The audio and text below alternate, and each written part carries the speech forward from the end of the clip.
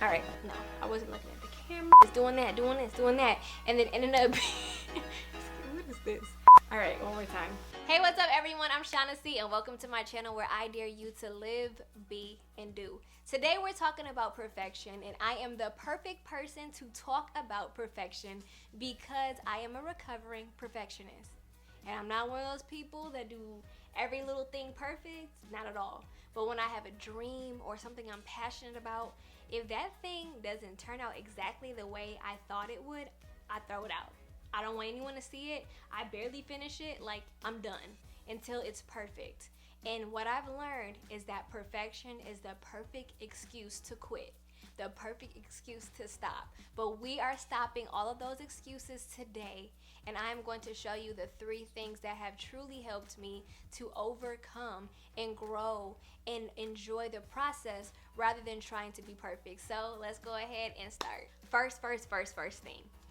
I'm telling you, whoever told you, whether it was yourself, your parents, I don't know, life, social, whatever, told you that you had to be perfect, they lied, okay? And there is an undertone of perfection that is all throughout society. I mean, we can go deep with it. We could talk about body image. We could talk about messaging and ads. And we could talk about social media for days. We can kick all that to the curb and just say they lied, okay? I don't know about you, but the people that I follow most, the people that I like the most are the most authentic people. I love it when I see somebody who is not afraid to come on and just be themselves. I always feel more comfortable around someone who is comfortable within themselves. And most of the time when that person is comfortable in themselves, it's not because they're perfect. It's just because they've come into a level of self-love, self-acceptance, of just boldness and badassness about who they are, and it makes you feel comfortable. But if you notice and pay attention to the people that you gravitate to, mostly you'll find that that person is not being perfect. They're not showing up at 100% their best. They're just showing up. It's their story. It's what they've told me. It's what I've learned about them that has me so intrigued with who they are and wanting to learn more, whether it's their business that I buy into, whatever. It's always the story and the person and the process behind them that gets me and wins me. So why is that not the same with you? Next point. Me and my husband, we watch movies together all the time. I love movies. And when we watch them, I went to film school, so I already know like about character arcs, story arcs, all of that. So I know I know how to read a movie quick. So I already know who did it, why, what, when in the first 5 minutes of a movie all the time, right? And my husband gets so irritated, like, can you just let me enjoy the movie? And I'm laughing because as I was thinking about perfection versus process, I'm like, Shaughnessy, you do that in real life. And I know I'm not the only one. I know some of y'all do it too. It's like when you're in the process of things, even with me creating a video, it's like, oh, should I talk about that? They might not like that. Actually, maybe I shouldn't do that because they might think this, and this, or it might not turn out the way I want it because of this, and that. And so I already have it planned out why it's not going to work. And you know what I end up doing?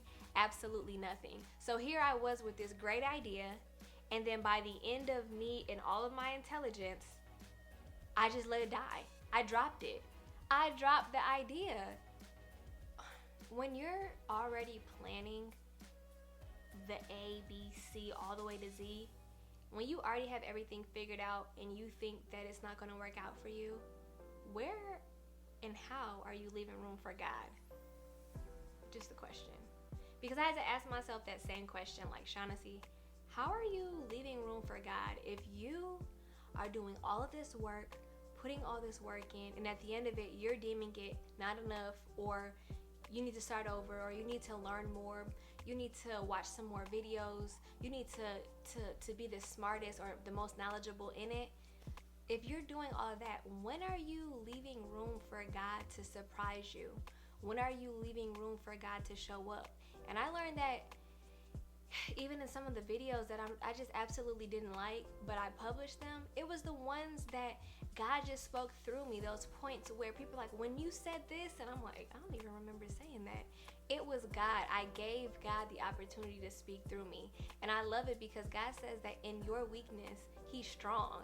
But if we're always trying to be the strength, if we're always trying to come between God showing up in our lives, we like, oh no, good, we got this. God, you could go have a seat, help somebody else because I got this today. If we have that mentality, how are we ever going to receive and elevate? I had to put my stuff down for number 3. And I gotta get real close to y'all for this. It's not about you, it's about them. It's about them. It's not about you, it's about them. And what I mean by that is whatever the dream is, whatever the business is, whatever the goal is, whatever that thing is that you're trying to perfect and get 100% and putting all your energy and your time and your focus in, have you ever stopped to think that it's not for you, it's for them? And trust me, I have gotten caught up in purpose. I've got caught up in perfection and purpose because this is my purpose and I feel so led to do this that it has to be perfect. I feel so ignited by this thing that no way am I going to let this go off or be seen without it being perfect. And I totally get that. Your imperfect is perfect for somebody else. The words that you have in you, the gift that you're waiting to share, people aren't waiting for you to be perfect. They're waiting for you to show up. When I think about my own stuff, when I think about my channel, like every time that I neglect this channel, I'm neglecting someone. There's somebody that needs to hear it. And it may not show up the way I want to. It may not be 1 million people watching. But if I impacted one person, am I not doing what I was supposed to be doing? It's about them. So at the end of the day, like, it's about them and it's not about you. And also I had to learn too to divorce the results of things. I have no control.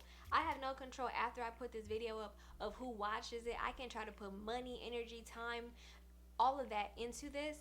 But at the end of the day, I have no control over the outcome of this video. I don't.